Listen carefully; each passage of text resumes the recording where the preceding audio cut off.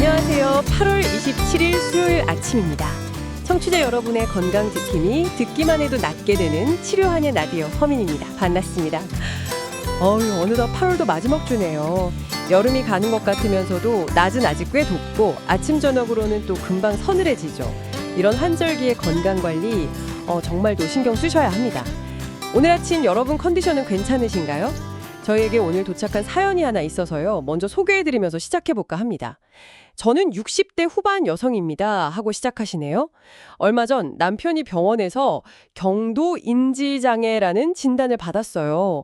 평소와는 다르게 자꾸 뭘 깜빡깜빡 잊고 말수도 줄고 좀 우울해하는 모습 보니까 저까지 너무 힘드네요. 이러다 정말 치매로 더 나빠지는 건 아닐까 덜컥 겁도 나고요. 혹시 약 먹는 거 말고는 다른 방법은 없을까요? 이런 절절한 마음을 보내주셨습니다. 아마 라디오 듣고 계신 분들 중에도 이거 내 얘기인데 혹은 우리 부모님 얘기인데 하시는 분들 계실 것 같아요. 그래서 오늘 저희 치료하는 라디오에서는 바로 이 고민 함께 좀 풀어가 보려고 합니다.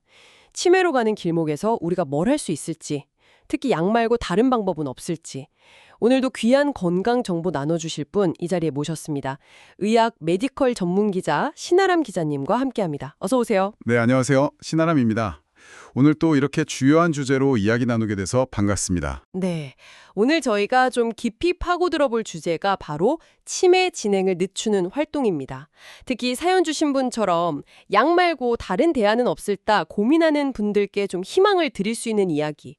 그중에서도 미술 활동이나 컬러 테라피 같은 방법들, 이게 정말 효과가 있는지, 최신 연구나 전문가들 의견은 어떤지 좀 꼼꼼하게 살펴보겠습니다. 우선 제일 기본적인 것부터 좀 짚어봐야 할 것 같아요. 사연 주신 분 남편께서 진단받으신 경도인지장애. 이게 정확히 어떤 상태일까요? 치매랑은 다른 건가요? 네, 그 경도인지장애 MCI라고도 하는데요. 쉽게 말하면 같은 나이대의 다른 분들에 비해서 기억력이나 언어 능력, 판단력 같은 인지 기능이 좀 떨어진 상태예요. 근데 아직 치매라고 진단한 정도는 아니고 그러니까 정상 노화랑 치매의 딱 중간 단계, 그 정도로 보시면 됩니다. 중간 단계군요. 네, 중요한 건 장을 본다거나 약을 챙겨 먹는다거나 이런 일상생활은 아직 혼자서 큰 문제 없이 할 수 있는 상태라는 거죠. 여러 연구 자료에서도 그렇게 설명하고 있고요. 치매는 아니지만 그래도 예전같지는 않은 그런 상태군요. 일상생활은 가능하다고 하니 조금 안심은 되는데 이게 또 치매로 갈 가능성이 높다고 하니까 더 걱정이 될 것 같아요. 네, 맞습니다. 바로 그 점 때문에 이 경도인지 장애를 저희가 주목해야 하는 거거든요. 보통 정상노화 과정을 겪는 분들은 1년에 한 1~2% 정도가 치매로 진행된다고 보는데요. 네. 근데 이 경도인지 장애 진단을 받으신 분들은 매년 10%에서 많게는 15%까지, 그러니까 훨씬 높은 확률로 치매, 특히 알츠하이머병으로 진행될 수 있다는 보고가 있습니다. 10%에서 15%요? 와, 그 차이가 상당히 크네요. 네, 그렇죠. 거의 10배 가까이 차이가 나는 거죠. 특히 이제 기억력 저하가 먼저 나타나는 기억성 경도인지장애 환자분들 같은 경우는 한 80% 정도가 6년 안에 알츠하이머 치매 증상을 보인다는 그런 연구 결과도 있습니다. 6년 안에 80%. 정말 이 단계에서 관리가 중요하겠군요. 네, 그렇습니다. 사연에서도 남편분이 좀 우울해하고 말수가 줄었다 이런 내용이 있었잖아요. 실제로 이 경도인지 장애랑 우울감이 같이 오는 경우가 많다고 들었어요. 이것도 관련이 깊은 건가요? 네, 아주 밀접한 관련이 있습니다. 그 경도인지장애 어르신들의 한 20%에서 많게는 56%까지 우울 증상을 같이 겪는다로 보고되고 있거든요. 네, 절반 이상까지도요? 네, 일본 노인분들에 비하면 상당히 높은 수치죠.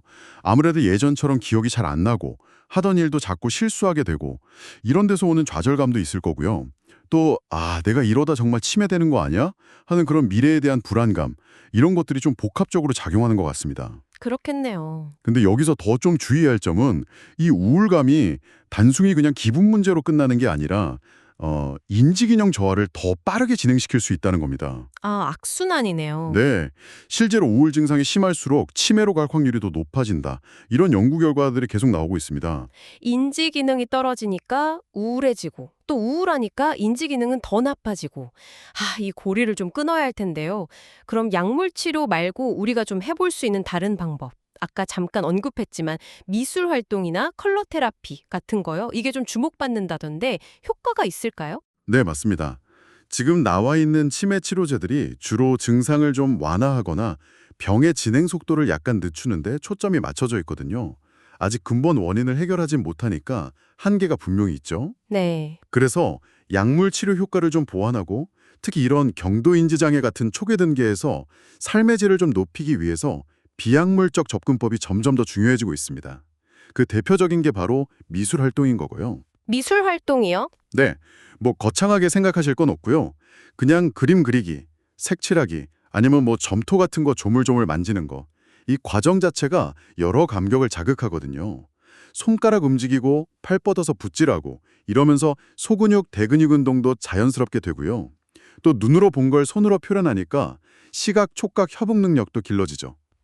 그렇군요. 그리고 무엇보다 중요한 건 말로는 좀 하기 힘든 답답함이나 슬픈 아니면 뭐 즐거움 같은 감정들 있잖아요. 네. 이런 걸 미술 활동을 통해서 좀 자유롭게 표현하면서 심리적으로 좀 안정감을 찾고 자기 내면을 들여다볼 기회를 갖게 된다는 점입니다. 특히 어르신들 같은 경우는 예전에 좋아했던 풍경이나 즐거웠던 추억 같은 걸 그림으로 그리거나 이야기 나누는 그런 회상 기반 미술 치료가 기억력도 자극하고 긍정적인 정서를 이끌어내는데 꽤 효과적일 수 있습니다. 아, 미술 활동 자체가 주는 긍정적인 효과가 정말 많네요. 근데 여기 컬러 테라피를 접목하면 더 효과가 크다 이런 이야기도 있던데요. 색깔이 가진 힘이라니 좀 구체적으로 설명해 주실 수 있나요? 네, 그 색 컬러라는 게 우리가 그냥 눈으로 보고 아 예쁘다 안 예쁘다 이렇게 느끼는 걸 넘어서요. 각각의 색깔마다 고유한 어떤 파장, 에너지가 있어서 우리 몸과 마음에 미묘하지만 분명한 영향을 준다고 보는 관점입니다. 아, 에너지요. 네, 컬러 테라피는 바로 이 색깔이 가진 심리적 또 생리적인 효과를 이용해서 마음의 안정이나 신체 이완을 돕는 일종의 보완요법이라고 할 수 있습니다. 예를 들면 미술 활동을 할 때 지금 기분이나 상태에 좀 도움이 될 만한 특정 색깔, 가령 좀 마음이 불안하다 싶으면 차분함을 주는 파란색이나 초록색 계열을 좀 더 써본다든지 네네. 아니면 좀 기운이 없고 무기력하다 싶을 땐 활력을 주는 노란색이나 주황색을 써보도록 권하는 거죠. 하하. 또 그분이 특별히 좋아하는 색깔을 그냥 자유롭게 쓰도록 격려하는 것만으로도 긍정적인 효과가 있을 수 있고요. 어떤 색을 고르고 어떻게 사용하는지를 보는 것 자체가 그 사람이 현재 감정 상태나 성격 같은 걸 이해하는 단서가 되기도 합니다. 즉, 색을 도구 삼아서 자기 감정을 표현하고 조절하는 법을 배우는 과정이라고 할 수 있겠죠. 와, 말씀을 듣고 보니까 정말 흥미로운데요. 이론적으로는 참 좋아 보이는데 실제로 이런 컬러 테라피를 활용한 미술 활동이 경도인지 장애 어르신들한테 어떤 효과가 있었는지 혹시 연구로 입증된 사례 같은 게 있을까요? 아, 네. 아주 중요한 질문이십니다. 마침 관련해서 주목할 만한 연구가 하나 있어서 소개해 드릴 수 있겠네요. 조선대학교 대학원에서 나온 석사학위 논문 연구인데요. 경도인지 장애 진단을 받은 75세 여성 어르신 한 분을 대상으로 했어요. 네, 한 분 사례군요. 네, 7주 동안 일주일에 한 번씩 총 7회기에 걸쳐서 컬러 테라피 원리를 적용한 미술활동 프로그램을 진행하고 그 전후 변화를 비교 분석했습니다. 결과가 어땠나요? 검사 점수가 22점으로 심한 우울 상태였는데 7주 후에 13점으로 크게 낮아져서 정상 범위에 속하게 됐습니다. 와, 22점에서 13점으로요? 9점이나 떨어졌네요. 네, 그렇죠. 특히 세부 항목 중에서도 정서적 불편감을 나타내는 부분에서 가장 큰 개선이 있었다고 해요. 그러니까 미술 활동이랑 색채를 통해서 부정적인 감정을 좀 해소하고 심리적 안정을 찾는 데 정말 도움이 된 걸로 볼 수 있죠. 정말 다행이네요. 인지기능 쪽은 어땠나요? 인지기능 면에서도 긍정적인 변화가 있었습니다. 그 인지선별검사로 많이 쓰는 한국판 간이정신상태검사 MMSE-DS 점수가 프로그램 전 20점에서 프로그램 후 23점으로 3점이 올랐습니다. 3점이요? 네. 점수 자체만 보면 아주 큰 상승은 아니라고 할 수도 있지만 이 3점 상승으로 인해서 경도 인지장애 의심 기준인 22점 이하에서 정상 범위인 23점 이상으로 상태가 좋아졌다는 점은 임상적으로는 꽤 의미 있는 변화라고 볼 수 있습니다. 아, 기준점을 넘어섰군요. 네. 구체적으로는 시간이나 장소를 파악하는 진압력, 그리고 단어를 듣고 좀 이따 다시 기억해내는 기억 회상 능력이 좋아진 걸로 나타났고요. 또 흥미로운 점은 직접적인 기억력 검사 점수는 13점에서 14점으로 1점 상승에 그쳤는데 집, 나무, 사람, 그림 검사 같은 투사적 그림 검사에서는 프로그램 후에 훨씬 안정적이고 긍정적인 그림 표현 변화가 나타났다는 거예요. 그건 왜 그럴까요?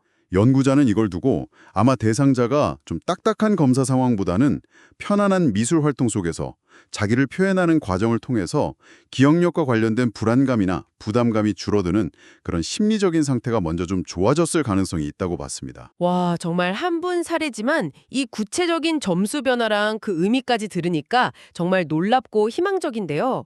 심한 우울에서 정상으로 인지기능 점수도 경계선 아래에서 위로 올라섰다는 게 참 고무적입니다. 그럼 이런 미술이나 컬러 테라피 말고도 일상에서 치매 진행을 늦추라고 할 수 있는 다른 활동들 또 어떤 게 있을까요? 물론입니다. 앞서 말씀드린 미술 활동이나 컬러 테라피도 아주 좋은 방법이지만 치매 예방이나 진행 지연은 뭐 하나만으로 되는 건 아니거든요. 네, 그렇죠. 여러 가지 노력들이 같이 어우러질 때 가장 효과가 좋다고 할 수 있는데요. 고대 안암병원 알츠하이머병 센터를 비롯해서 국내외 많은 전문가들이 공통적으로 강조하는 생활 습관들이 있습니다. 첫째는 역시 규칙적인 운동입니다. 걷기, 체조, 수영 같은 유산소 운동이 뇌 혈류를 좋게 하고 뇌 신경세포를 보호하는 효과가 있거든요. 꾸준히 하는 게 중요하고요. 네, 꾸준히. 둘째는 건강한 식단. 특히 채소, 과일, 생선, 견과류, 올리브오일 많이 먹는 지중해식 식단이 뇌 건강에 좋다는 연구 결과가 많습니다. 지중해식 식단이요? 네. 셋째는 적극적인 두뇌 활동. 뇌는 자꾸 써야 발달하니까요. 독서, 글쓰기, 퍼즐 맞추기, 새로운 거 배우기, 악기 연주 같은 거 좋습니다. 마지막 넷째는 활발한 사회적 교류입니다. 친구나 가족, 이웃들하고 자주 만나서 대화하고 어울리는 거. 이게 정말 강력한 뇌 자극제가 되거든요. 고립되지 않는 게 아주 중요합니다. 결국 운동, 식단, 두뇌 활동, 사회 활동, 이 건강한 삶의 네 기둥이 뇌 건강 비결이군요. 그리고 이런 노력과 함께 어쩌면 제일 중요할 수도 있는 게 바로 조기 발견하고 정확한 진단일 텐데요. 혹시 최근에 치매 진단이나 치료 쪽에서 좀 새로운 소식 같은 게 있을까요? 네, 그렇습니다. 조기 진단은 정말 아무리 강조해도 지나치지 않죠. 특히 알츠하이머병의 경우 최근 치료 분야에서 아주 중요한 진전이 있었습니다. 알츠하이머표 관인물질 중 하나로 알려진 베타 아밀로이드라는 비정상 단백질 있잖아요.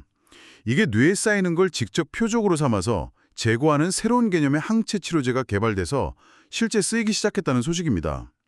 대표적인 약물이 레켐비라는 약입니다. 아, 레켐비어. 들어본 것 같아요. 네, 레켐비는 임상 연구에서 약을 맞은 환자들이 가짜 약을 맞은 환자들에 비해서 인지기능 저하 속도가 한 27% 정도 늦춰지는 효과를 보였어요. 이걸 시간으로 따지면 대략 한 6개월 정도 병의 진행을 늦춘다고 볼 수 있습니다. 작년에 미국 FDA 승인을 받았고 우리나라도 식약처 허가를 받아서 지금 건강보험 적용 여부를 논의 중인 단계입니다. 와, 6개월 정도 늦춘다니 상당한 효과인데요? 네, 의미 있는 효과죠. 다만 이게 모든 치매 환자에게 다 쓸 수 있는 건 아닙니다. 반드시 뇌 영상검사, 아밀로이드 PET 같은 걸로 뇌 안에 베타 아밀로이드 단백질이 쌓인 게 확인된 비교적 초기 알츠하이머병 환자에게만 효과가 있는 걸로 알려져 있어요. 아, 초기 환자에게만요? 네, 그래서 정확한 진단이랑 대상자 선별이 무엇보다 중요하고요. 또 약물 투여하면서 뇌가 좀 붓거나 미세출혈 같은 부작용이 생길 가능성도 있어서요. 부작용도 있군요. 네, 일부 연구에서 15에서 20% 정도 보고되는데 대부분은 경미하거나 증상이 없지만 드물게 심각할 수도 있습니다. 그래서 반드시 치매 전문가의 아주 세심한 처방과 정기적인 MRI 검사 같은 면밀한 관찰이 꼭 필요합니다. 아, 새로운 치료 무기가 생긴 건 반갑지만 아직은 초기 환자에 국한되고 부작용 우려도 있어서 신중해야 한다는 말씀이시네요. 결국 이것도 병을 빨리 발견하고 정확히 진단받는 게 얼마나 중요한지를 다시 느끼게 하네요. 바로 그 점입니다. 그래서 혹시 청취자 여러분이나 주변 분들 중에 예전보다 물건 둔 곳을 찾고 있네? 며칠 전 얘기했던 걸 또 하네? 익숙한 길인데 가끔 헷갈리네? 성격이 좀 변한 것 같아. 이런 변화가 느껴지신다면요. 그냥 아휴, 나이 탓이겠지 하고 넘기지 마시고 가능한 한 빨리 전문가와 상담을 받아보시는 게 현명합니다. 네. 요즘은 뭐 뇌 MRI나 아밀로이드 펫 같은 영상 검사, 뇌척수의 검사뿐만 아니라 혈액 검사나 유전자 검사 같은 걸로도 치매를 조기에 그리고 더 정확하게 진단하는 데 도움되는 방법들이 계속 발전하고 있거든요. 네, 오늘 치매, 특히 경도 인지장애 단계에서 병의 진행을 늦추고 삶의 질을 유지하기 위한 여러 노력들, 정말 폭넓고 유익한 정보 많이 나눴습니다. 약물 치료도 물론 중요하지만 오늘 특히 살펴본 미술 활동이나 컬러 테라피처럼 좀 즐겁게 참여하면서 우울감도 덜고 인지기능 유지에도 도움 줄 수 있는 방법들의 가능성을 확인한 게 참 의미 깊었던 것 같습니다. 네, 그렇습니다. 오늘 얘기 나눈 미술 활동뿐만 아니라 규칙적인 운동, 건강한 식단, 꾸준한 두뇌 활동, 그리고 즐거운 사회적 교류, 이 모든 것들이 잘 어우러질 때 치매라는 두려움에 맞서는 가장 강력한 방패가 될 수 있다는 점 꼭 기억해 주시면 좋겠습니다. 그리고 다시 한번 강조하지만 아주 작은 변화라도 좀 의심스럽다 싶으면 주저하지 마시고 전문가를 찾는 용기 꼭 필요합니다. 네, 오늘 저의 이야기가 사연 주신 청취자분을 비롯해서 비슷한 고민 안고 계신 모든 분들께 조금이나마 위안과 또 실질적인 도움이 되었기를 진심으로 바랍니다.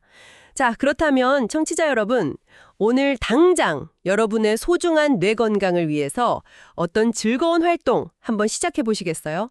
뭐 거창할 필요는 없습니다. 평소 좋아하던 색깔 색연필 꺼내서 빈 종이를 한번 채워보는 것도 좋고요. 잠시 잊고 지냈던 악기 다시 한번 조율해보는 것도 좋겠죠? 아니면 보고 싶었던 친구에게 전화 걸어서 따뜻한 안부 한번 묻는 건 어떨까요? 오늘 시작하는 아주 작은 실천 하나가 내일의 빛나는 나를 지키는 든든한 힘이 될 수 있습니다. 치료하는 라디오, 오늘 준비한 순서는 여기까지입니다. 귀한 시간 내주셔서 좋은 정보 나눠주신 신아람 기자님, 오늘도 정말 고맙습니다. 네, 감사합니다. 저도 유익한 시간이었습니다.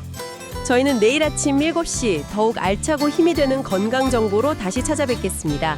지금까지 진행의 허민이었습니다. 오늘도 건강하고 활기찬 하루 보내시길 바랍니다.